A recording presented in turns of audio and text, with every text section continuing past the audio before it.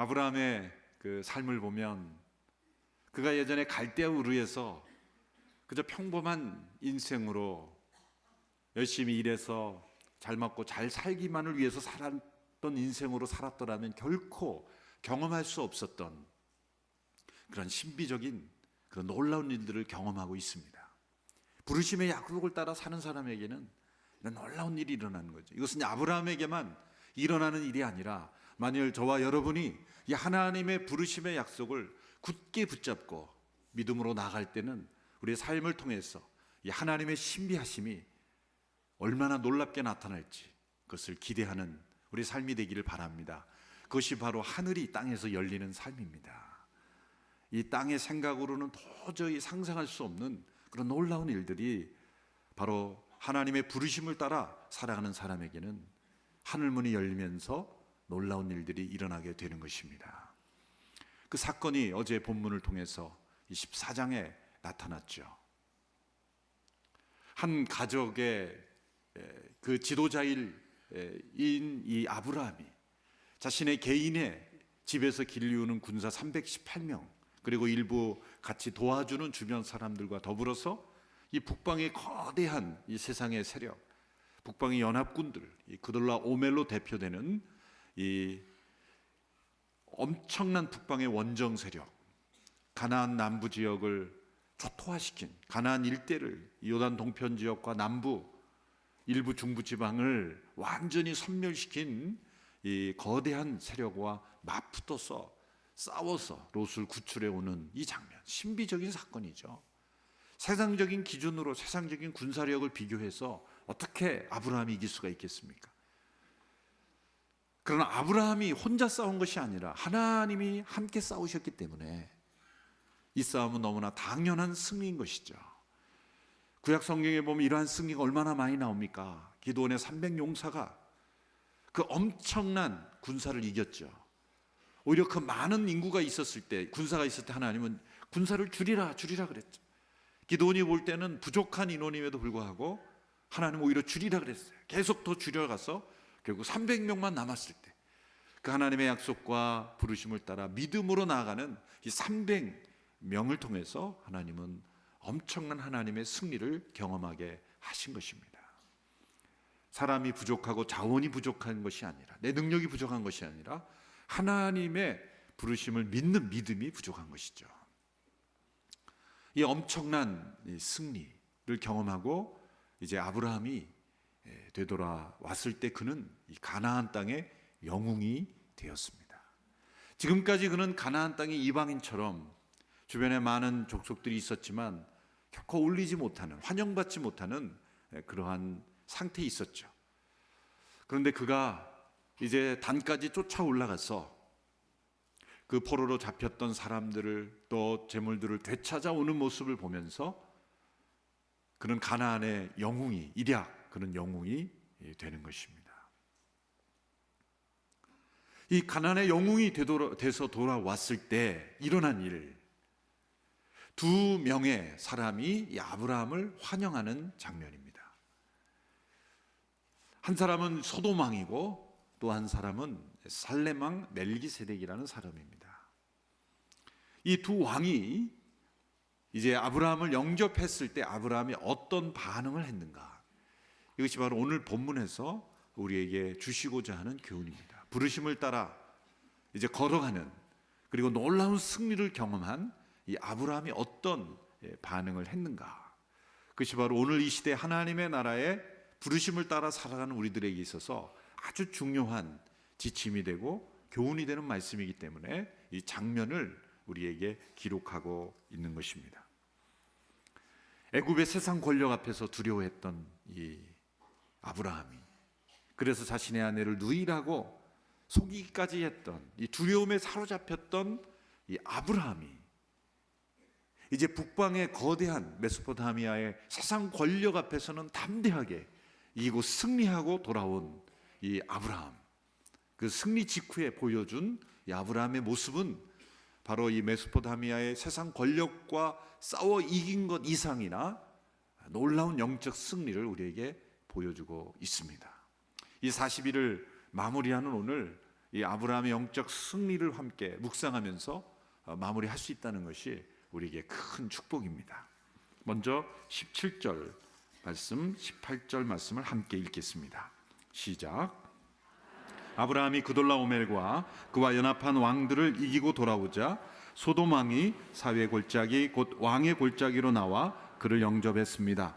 그때 살렘 왕 멜기세덱이 빵과 포도주를 갖고 왔습니다. 그는 지극히 높으신 하나님의 제사장이었습니다.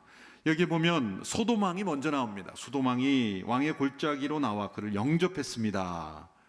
그런데 18절에 그때 살렘 왕 멜기세덱이라는 사람이 빵과 포도주를 갖고 나왔습니다. 그는 지극히 높으신 하나님의 제사장이었습니다. 동시에, 거의 동시에 일어난 사건이죠. 그런데 소돔 왕이 먼저 등장하는데 소돔 왕과의 만남을 이어가지 않고 바로 이 살렘 왕 멜기세덱의 기사가 끼어드는 모습으로 나타난 거예요. 그래서 많은 사람들이 이 멜기세덱의 이야기는 후대 사람들이 편집해서 첨가한 것이다. 근데 첨가할 때 이 17절에 소돔 왕이 나온 것을 잘못 첨가한 것처럼 그렇게 얘기한 거죠. 그러나 이런 기록의 형태를 통해서 우리에게 보여주는 것은 지금 거의 동시에 소돔 왕과 살렘 왕이 영접하러 왔는데, 그리고 어쩌면 소돔 왕이 먼저 인사하려고 했는데 지금 아브라함의 마음은 누구에게 더 가 있는 거예요? 이 살렘 왕에게 먼저 가 있는 거예요. 인사는 소돔 왕이 먼저 했을지 모르지만, 정확한 그 상황은 알 수가 없지만 이 기록상으로 보면 이 살렘 왕에게 더 집중하고 있다는 것을 보여줍니다. 그리고 소돔 왕을 대할 때의 그 아브라함의 태도와 이 살렘 왕을 대할 때의 아브라함의 태도가 정반대입니다. 소돔 왕에 대해서는 아주 냉정하게, 좀 불친절하게 보이듯, 그렇게 친해지고 싶지 않다는 듯 그렇게 차갑게 대하고, 살렘 왕에 대해서는 마음을 다해서 그 살렘 왕에 대해서 긍정적으로 반응하고 그와 깊은 사귐을 가지는 그런 정반대의 모습을 보여주고 있다는 것이죠. 먼저 이 살렘 왕 멜기세덱이라는 인물이 빵과 포도주를 가지고 그 아브라함을 환영하며 격려하며 영접했습니다. 이 살렘 왕, 이 살렘이라는 그 도시 국가가 있었던 것으로 알고 있는데 정확한 그 위치는 학자도 추정하기 어렵습니다. 그런데 대부분의 사람들은 예루살렘에서 나온 살렘일 가능성이 가장 높다. 이것이 가장 유력한 그런 이론으로 나오고 있습니다. 이 살렘이라는 말은 그 평화라는 뜻이죠. 샬롬과 같은 어원이라서 평화입니다. 예루살렘, 예루는 야라라는 말에서 기초를 놓다라는 뜻에서 예루살렘은 평화의 기초다, 그런 의미죠. 멜기세덱이라는 말은 두 단어가 합쳐진 이름입니다. 멜렉이라고 할 때는 왕입니다. 그래서 아비멜렉, 다 왕이라는 거죠. 멜렉. 또 세덱이라는 것은 째덱이라는 의라는 뜻이에요. 의. 합치면 의의 왕이라는 거죠. 본문에도 의의 왕이다 이렇게 해설을 잘 해놓았습니다. 의의 왕. 그러니까 살렘 왕, 살렘이라는 그런 그 지역의 왕, 평화의 왕이며 동시에 멜기ጼ덱 그랬을 때는 그 의의 왕이다. 평화의 왕이며 평화의 도시의 왕이며 또한 의의 왕이다. 정말 너무나 멋진 이름이죠. 그는 또한 이렇게 설명되고 있습니다. 지극히 높으신 하나님의 제사장이다. 엘 엘론이라는 하나님의 이름이 등장하죠. 지극히 높으신 하나님의 또 제사장이다. 자, 여기서 우리는 신비한 그런 언급을 발견하게 되는 거죠. 그 당시 아브라함만 하나님을 믿고 있었던 것이 아니라는 겁니다. 그 당시에도 하나님을 경유하는 그런 사람들이 곳곳에 있었다는 것이죠. 그럼 이 사람은 언제부터 믿었을까요? 틀림없이 이 사람은 노아의 후손인 셈의 후손 가운데 있었던 경건한 후손들, 하나님이 아브라함을 택했다 그래서 아브라함만 지금 하나님을 믿는 사람이 아니라는 거죠. 어쩌면 아브라함이 갈대아 우르에서 부름받기 이전에 아브라함보다 먼저 그리고 더 깊이 하나님을 아는 사람들이 있었다는 거예요. 그 사람 중에 대표적인 사람이 멜기세덱이에요. 또 한 사람이 성경에 나오는 욥입니다. 욥은 그 성경의 그 순서상 시편 전도서 근처에 가 있지만 그 시대적 배경은 창세기입니다. 창세기 연도에 가까운 사람이에요. 그 욥과 그 세 친구 하나님을 아는 사람들이었죠. 하나님이 아브라함을 선택한 것은 아브라함만 하나님을 믿고 있었다는 것이 아니라는 거죠.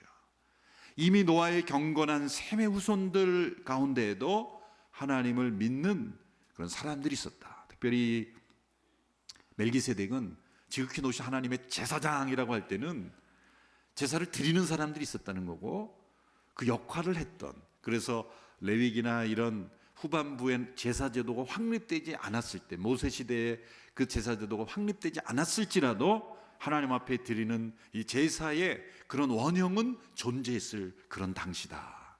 그런 당시에 많은 사람들을 하나님 앞으로 인도하는 그런 역할을 했던 사람이라는 거죠.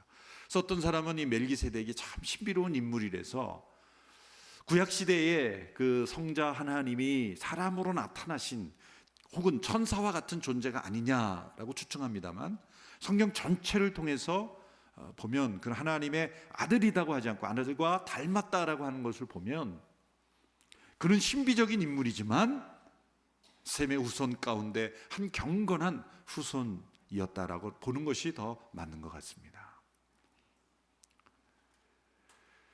이 가나안 땅에 그토록 악했던, 그래서 하나님의 심판이 임해야만 하는 그 땅에 그런 살레망 멜기세덱과 같은 사람이 존재할 수 있었다는 것 자체가 신비해요. 그 사람이 또한 이 전쟁을 마치고 되돌아오는 이 아브라함을 영접하는 이 사건이 아브라함의 인생에 있어서 또한 아주 중요했기 때문에 하나님이 이 아브라함을 만나게 하시는 이런 신비적인 사건이 있는 거죠. 이 멜기세덱에 대해서는 구약에는 또 한 번, 단 한 번만 더 등장합니다. 시편 110편 4절에 보면 이 다윗이 예언을 하면서 그 메시아가 탄생할 걸 예언하면서 너는 멜기세덱의 반차를 따라, 멜기세덱의 계열을 따라 영원한 제사장이다, 그렇게 예언하는 그런 구절이 나와요. 히브리서 7장에 보면 한 장 전체를 이 멜기세덱을 인용하면서 예수님을 설명합니다. 히브리서에서 멜기세덱을 인용하는 까닭은 이 예수 그리스도께서 이 구약의 모세에 세워진 이 제사장 제도보다 훨씬 더 탁월하신 분이다. 그 제사장들보다 더 위대하신 대제사장이다라는 것을 설명하기 위해, 왜? 이스라엘 백성들이 다 이 제사제도에 묶여있기 때문에, 제사장에 묶여있기 때문에, 사람들에게 묶여있기 때문에 메시아 되심을 보지를 못하는 거예요. 그래서 그걸 깨닫게 하기 위해서 인용한 인물이 바로 멜기세덱이라는 인물이에요. 그래서 히브리서 7장 3절에 보면 이렇게 설명이 되어 있습니다. 자막을 통해서 한번 보십시오. 그는 아버지도 없고 어머니도 없고 족보도 없습니다. 생애의 시작도 없고 생명의 끝도 없지만 하나님의 아들을 닮아 항상 제사장으로 있습니다. 이게 아버지 어머니도 없고 족보도 없고 시작도 없고 끝이 없다는 말은 이 누군가 이에서 태어나지 않았다 그런 뜻이 아닙니다. 족보가 없어요. 유대인들이 의지하는 족보도 기록되지 않고, 왜냐하면 창세기 14장에 잠깐 등장했다가 사라지기 때문에 추적할 수가 없다는 거예요. 아버지가 누군지 어머니가 누군지 언제 태어나고 언제 죽었는지 확인할 길이 없다. 왜? 족보가 없고 또 창세기 이 부분만 살짝 등장되기 때문에 신비로운 인물이라는 거죠. 그것을 이용해서 장차 오시는 대제사장 예수 그리스도는 영원하신 제사장이며 신비로우신 분이며 사람과 같지 않은, 우리와 사람이시지만 사람을 뛰어넘으시는 영원하신 하나님의 제사장이다라는 것을 설명하기 위해서 이 멜기세덱을 이용합니다. 그러니까 멜기세덱의 후손이라는 뜻이 아니라 그 멜기세덱의 기능, 역할, 그런 신비함, 그런 초월함을 가지고 이 세상에 오시는 대제사장이다라는 것을 설명하기 위해서 히브리서에서 이 멜기세덱을 이용합니다. 자, 그 부분은 여기 정도로 하고 이제 아브라함과 이 멜기세덱의 만남의 내용을 보겠습니다. 이 멜기세덱이 이제 아브라함을 환영하면서 또 빵과 포도주로 음식으로 함께 격려하면서 만납니다. 소돔왕보다도 멜기세덱을 먼저 이렇게 맞이하면서 영접하면서 상대한 것은 그에게 빵과 포도주가 있었기 때문이 아닙니다. 어떤 사람은 먹을 것이 있기 때문에 그쪽으로 먼저 간 게 아니냐. 아브라함을 지금 너무 무시하고 있는 거죠.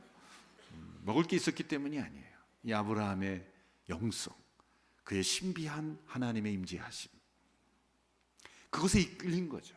멜기세덱이 이 아브라함을 이렇게 축복합니다. 오늘 본문 19절 말씀입니다. 우리 같이 읽겠습니다. 시작. 아브라함을 축복하며 말했습니다. 하늘과 땅의 창조자인 지극히 높으신 하나님, 아브라함에게 복을 주시기를 빕니다. 멜기세덱이 아브라함을 축복했습니다. 그런데 그가 고백하는 하나님이 어떤 하나님이십니까? 하늘과 땅을 창조하신 하나님. 얼마나 정확한 하나님에 대한 고백입니까? 천지를 창조하신 하나님. 이것이 우리의 신앙의 가장 기본적인 엘로힘 하나님, 창조주 하나님. 그 하나님의 동시에 지극히 높으신 하나님, 엘요네 하나님. 가나안 땅의 수많은 신들의 하나가 아니라 모든 신들과 비교할 수 없도록 높고 위대하신 지극히 높으신 그 하나님, 그 하나님의 제사장이 그 아브라함을 축복하고 있는 거예요. 이 축복은 무슨 의미가 있습니까? 첫째로 믿음으로 그 단까지 쫓아 올라가서 싸워서 이기고 돌아오는 아브라함의 행동에 대한 하나님의 인정입니다. 하나님의 격려입니다. 너 참 잘했다. 너 멋있었어. 잘했어. 그게 바로 믿음이야. 그렇게 너가 선택하기를 원했어. 애굽에 내려갈 때는 있지도 않을 것, 어떻게 보면 있을 수도 없는 일을 먼저 두려워해서 거짓말하고 그랬던, 연약했던 그런 아브라함의 모습에서 그 애굽보다 더 무서운 세력 앞에서 담대하게 싸워서 스스로의 결단으로 올라가서 하나님께서 가나안 땅에 주신 이 자신의 기업을 지키려는 능동적이고 적극적인 태도를 보여준 것을 하나님이 인정해 주신 거예요. 잘했다. 잘했다. 내가 너를 기뻐한다. 그런 축복을 해 주시는 거예요. 또한 둘째로 이 멜기세덱의 축복이 의미하는 것은 너가 지금 승리한 것은 너의 능력 때문이 아니라 나의 임재하심으로 가능하게 된 것을 기억하라는 거예요. 그래서 이 멜기세덱이 이렇게 또 고백하죠. 20절 전반부에 그 축복의 후반부가 나옵니다. 20절 우리 같이 읽습니다. 시작. 당신의 적들을 당신 손에 넘겨주신 지극히 높으신 하나님께 찬양하시오. 아브라함은 갖고 있는 모든 것에서 10분의 1을 멜기세덱에게 주었습니다. 당신의 적들을 당신 손에 넘겨주신 분이 누굽니까? 하나님이시라는 거예요. 그것을 기억하게 해주는 거예요. 아브라함이 가나안의 영웅이 도에 들어와서 그 가나안 족속들이 아브라함을 떠받들고 칭송하고 또 알아주고 그럴 때 아브라함도 인간인지라 한편에서 우쭐하는 마음이 있었지 않겠어요? 너희들은 초토화됐지만 나는 이기고 왔어. 또 너희들이 속한 것을 내가 되찾아왔어 라고 하는 그런 우쭐함이 있을 수 있는 거예요. 사람의 이 마음 한구석에는 언제든지 자기를 높여주면 그 높여주는 것에 편승해서 영광을 받으려는 그런 욕심이 언제나 존재합니다. 그래서 칭찬을 지나치게 구하면 타락하게 되는 거예요. 참 사람을 칭찬하는 것은 때로는 그 사람으로 하여금 시험에 들게 할 수가 있는 거예요. 시험에 들게. 칭찬은 넘어지게 하거니와 그 말씀이 잠언에 있어요. 칭찬은 얼마나 중요한 겁니까? 어느 책을 보니까 칭찬은 고래도 춤추게 한다 그런 말도 있는데 고래는 춤추게 하지만 때로 사람은 넘어지게 하는 거예요. 이 가나안 족속들이 아브라함을 막 이럴 때 하나님은 이 아브라함에게 찾아올 수 있는 영적인 위험을 아시고 멜기세덱을 보낸 거예요. 가서 축복하고 격려하고 잘했다. 그렇게 하지 뭘 기억하게 하라? 이 승리의 능력은 어디서부터 온 것이라는 걸 기억하라. 너의 능력이 아니라 하나님의 능력이었다. 너의 손의 힘이 아니라 하나님의 손의 능력으로 이것은 가능하게 되었다. 이 축복의 메시지 가운데 이 아브라함에 대한 교훈도 포함이 되어 있는 거예요. 너의 대적들을 너의 손에 넘겨주신 하나님, 그 하나님을 찬양하라. 우리 인생의 모든 승리가 나의 힘과 능력으로 되어지지 않았다는 것을 인정하는 것이 진정한 축복입니다. 그것을 잊어버리는 순간 내가 경험한 승리가 도리어 넘어지게 하는 것이 될 수가 있는 거예요. 구약 역사가 그걸 보여주는 거예요.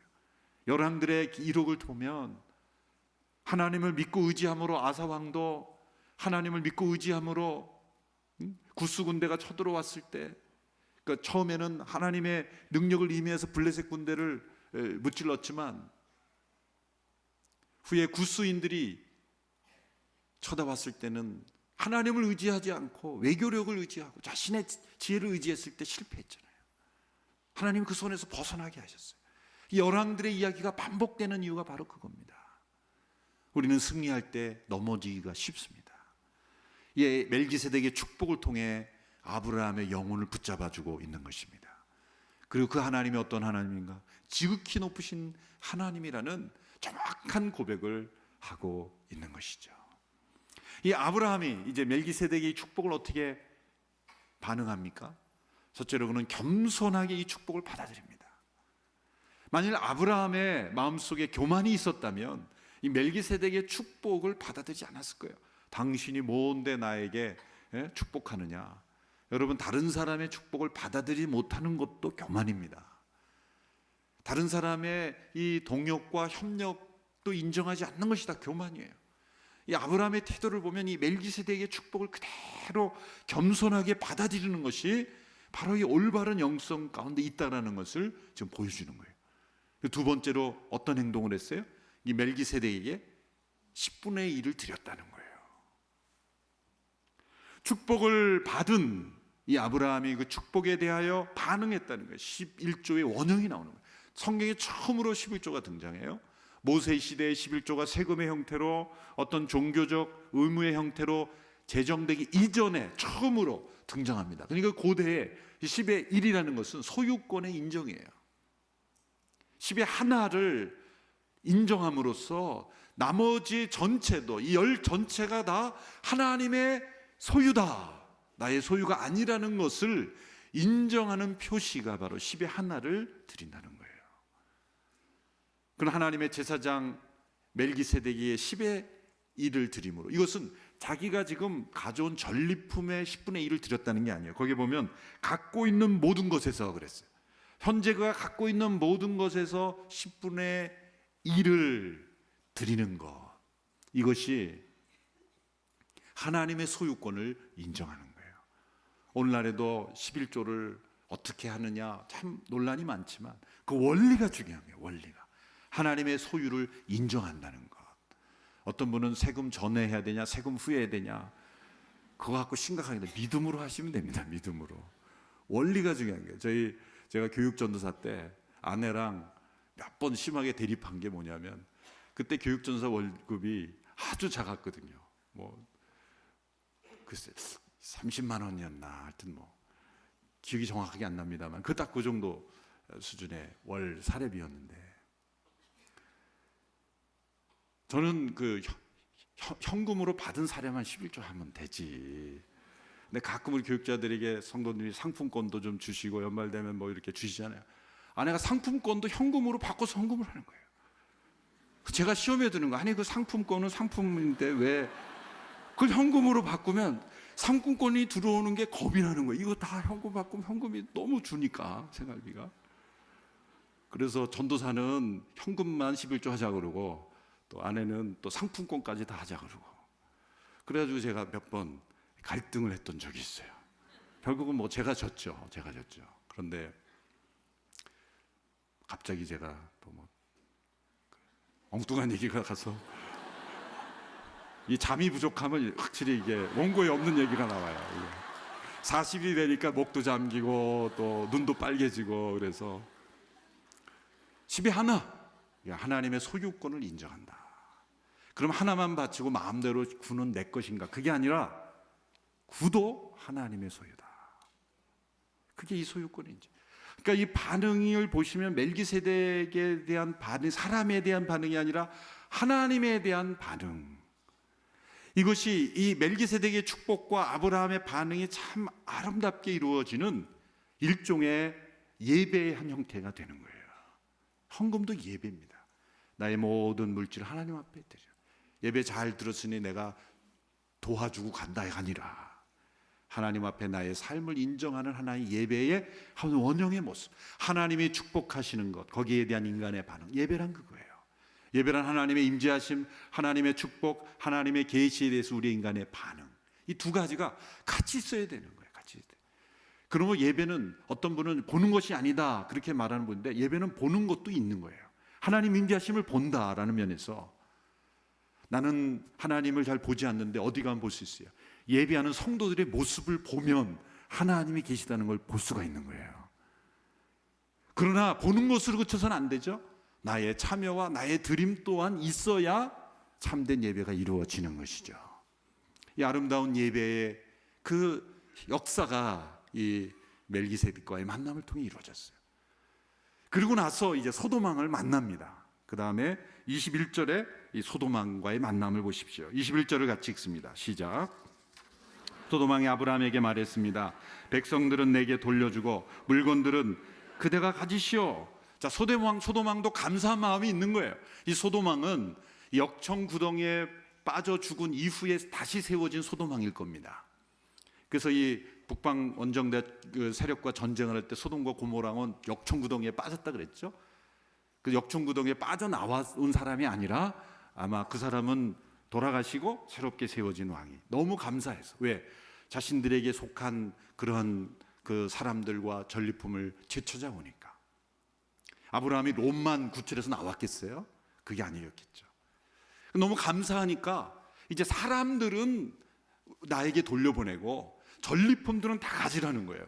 얼마나 통 큰 그런 선물이에요, 그렇죠? 전리품들도 꽤 있었을 텐데 다 가지시오. 어떻게 보면 감사의 표시를 해서 뭐 고맙습니다 그러고 받으면 될 것 같은데, 아브라함의 분위기가 아주 쌀쌀맞습니다. 아주 차가워요. 그게 22절에 23절 말씀, 22절 23절의 말씀 우리 같이 읽겠습니다. 시작.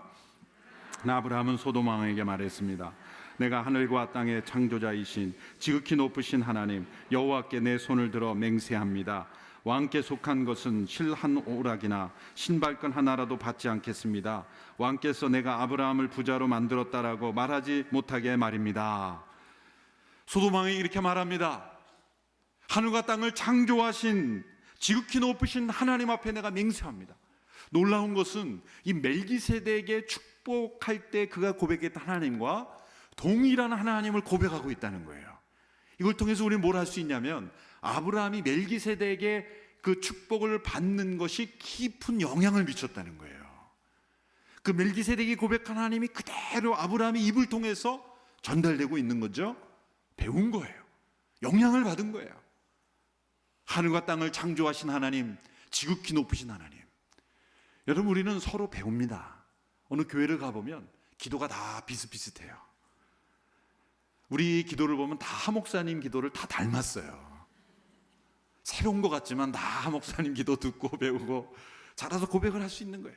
여러분의 자녀의 기도를 들어보면 다 그 부모가 한 기도를 배우는 거예요. 그래서 우리 장로님들이 기도가 중요합니다. 그 예배, 공예배 때 장로님들이 기도를 보면 그 교회의 영성을 할 수가 있는 거예요. 성도들이 그 기도를, 대표 기도를 듣고 그 하나님에 대한 기도를 배워가는 거예요. 그래서 우리는 대표 기도가 너무 중요해요. 다른 사람의 기도를 잘 듣는 것도 중요합니다.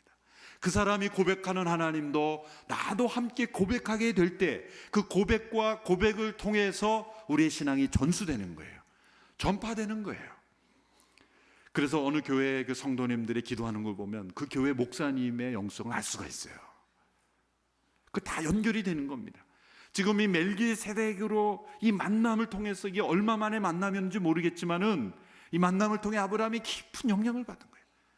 우리가 영성이 깊은 그런 어떤 믿음의 사람을 만나면 영향을 받잖아요. 그리고 그분의 기도를 꼭 따라하고 싶지 않습니까? 그분이 믿는 하나님도 나도 저렇게 믿고 싶다고 하지 않습니까? 다 이해하지는 못하지만 이 아브라함의 고백 속에 그대로 이 멜기세덱의 고백이 이어지고 있는 걸 봐요. 아브라함은 소돔왕을 만나기 전에 반드시 멜기세덱을 먼저 만났어야 되는 거예요. 만일 멜기세덱이라는 사람의 인물이 등장하지 않았더라면 어쩌면 아브라함은 소돔왕이 주는 이 엄청난 선물을 감사합니다 그러고 받았을지도 몰라요. 왜? 이게 영적인 위험한 거예요. 지금 영적인 승리를 경험하고 난 뒤에, 여러분 영적 승리를 경험한 뒤에 찾아오는 시험이 반드시 있어요. 제가 군사훈련을 받을 때도, 이 소대장 교육을 받을 때도 고지를 점령할 때 이 그 소대 전투를 배울 때 기억이 나요. 격전술에 배울 때 고지를 점령했다고 안심하지 마라. 반드시 그 후방 20%까지 내려가 봐야 된다는 거예요. 왜? 적은 고지 뒤에 숨어 있기 때문에. 그래서 태극기를 꽂고 기쁘다 우리가 승리했다 그럴 때 뒤통수를 딱 때리러 나타나기 때문에 적들은 항상 고지 너머에 숨어 있다. 그래서 고지 너머까지 확인을 해라. 그거 배웠던 기억이 나요. 한 번도 전쟁은 해보지 못했지만 하여튼 원리적으로 그랬다는 거예요. 전쟁에서 많은 경험을 통해서 얻어진 거예요. 영적 전쟁도 마찬가지입니다. 내가 승리를 경험했지만 그 승리 이면에 사탄은 틈새를 노리고 있어요. 어쩌면 이 소돔 왕이 가져다주는 엄청난 전리품이 아브라함에게 영적인 시험이에요. 아브라함은 이 멜기세덱을 만난 그 영적 깊은 체험을 통해서 소돔 왕을 분별할 줄 알았어요. 아브라함은 거절합니다. 당신으로부터 받는 것은 실로 올 하나라길 하나라도, 신발끈 하나라도 내가 받지 않겠다. 왜 그렇습니까? 왜 이렇게 냉디합니까? 소돔왕과는 거리를 두는 것이 하나님의 뜻이기 때문에 지금 소돔과 고모라는 심판을 앞두고 있어요. 그가 가진 재물들은 악을 통해서 얻어진 재물입니다. 이 아브라함의 놀라운 고백을 보세요. 왜 이걸 받지 않는 이유까지 당당하게 설명합니다. 당신이 이렇게 말하는 것을 원치 않습니다. 내가 아브라함을 부자로 만들었다. 그 말을 절대 듣기 싫은 거예요. 이게 올바른 믿음의 자세예요. 아브라함을 부하게 하는 것은 누구여야 됩니까? 하나님 한 분이셔야 돼요. 왜 그렇습니까? 그래야 창세기 12장 1절에 3절의 약속이 이루어지는 거예요. 내가 너를 강하게 하고 내가 너를 복을 주고. 아브라함 인생은 철저하게 하나님이 주시는 복을 통해서만 부유하게 되어야 되는 거예요. 그게 부르심을 따라 사는 사람이에요. 세상에 사는 사람들은 감사합니다 그러고 받으면 되지만 아브라함은 지금 부르심 가운데 있는 거예요. 그러면 애굽의 사람들 거 왜 받았습니까? 그건 하나님이 받으라고 했기 때문에 받은 거예요. 하나님이 부강하게 하신 거예요. 그러나 아무리 선한 사람일지라도 하나님이 주신 것이 아니면 받지 않는다. 부르심을 따라 사는 사람. 그래서 소돔 왕이 주는 것을 거절하는 거예요. 아브라함을 통해서 이루시는 하나님의 나라는 하나님께서 철저하게 세워야 되기 때문에 먼 훗날 아브라함 부강해야 될 때 소돔 자손들이 그거 우리 조상이 도와줘서 저렇게 된 거야 라는 말을 듣지 않게 한다는 거예요. 철저하게 하나님의 나라는 하나님이 세우시는 거예요.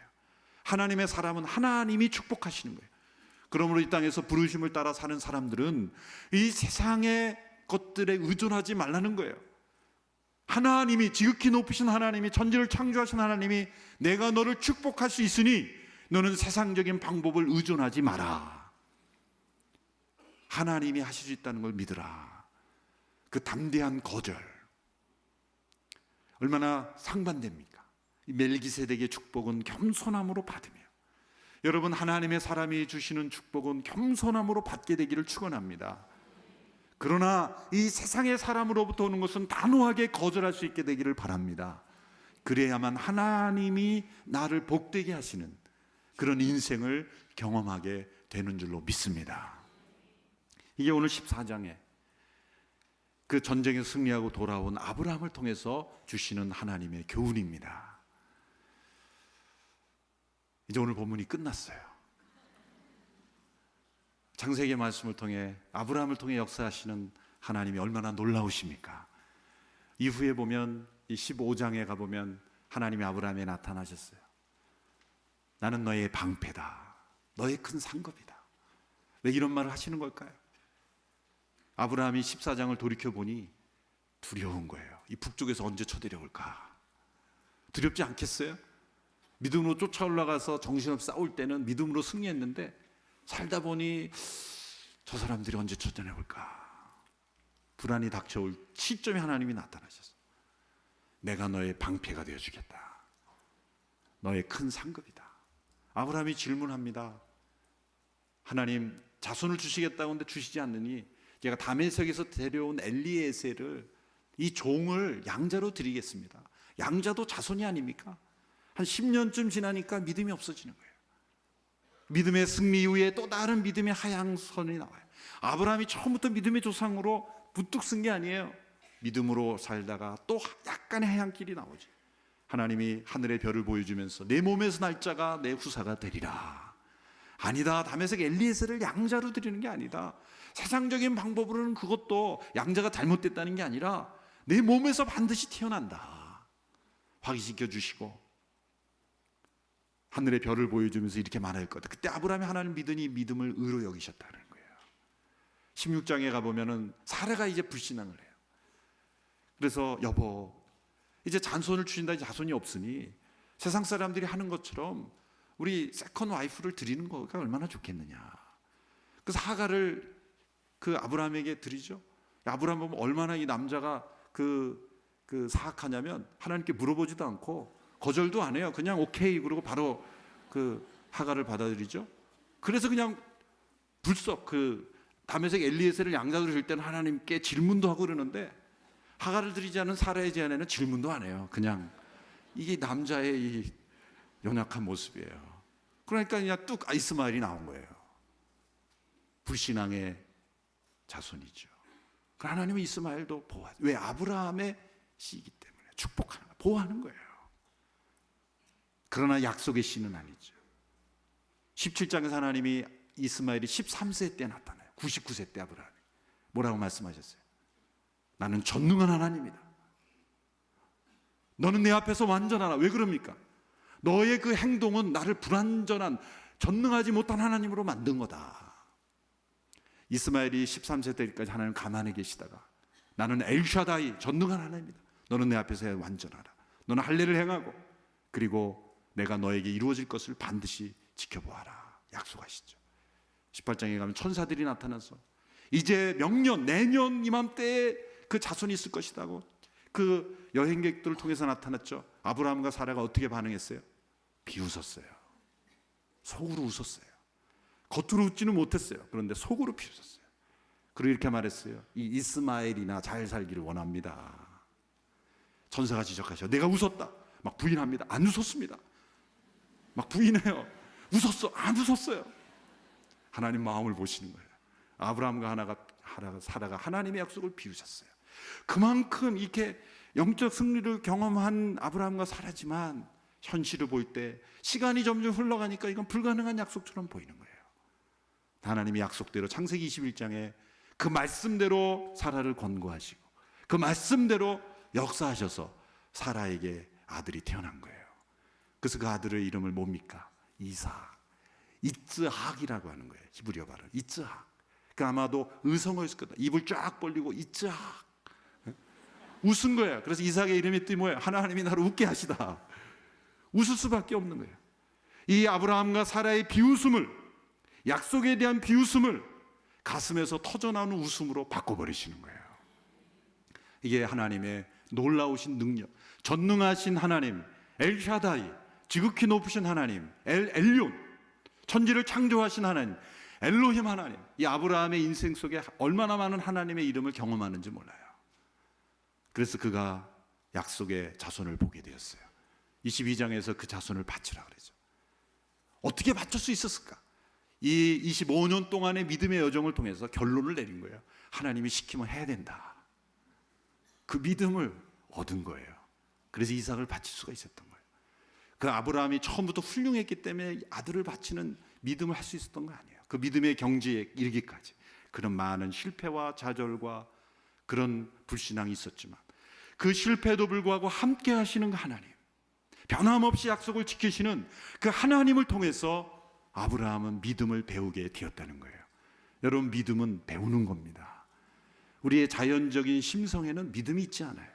하나님은 그 우리의 자연적인 심성에 믿음을 만들어주기 위해서 언약을 맺고 찾아오시고 그 언약을 지키시고 신비로운 일들을 통해서 우리의 마음속에 믿음을 만들어 주신 겁니다. 그리고 어느 한 순간에는 우리에게 시험을 주세요. 왜? 믿음은 시험을 통해 자라기 때문에. 때로 고난도 주세요. 이 고난을 통해서 믿음이 견고해지기 때문에.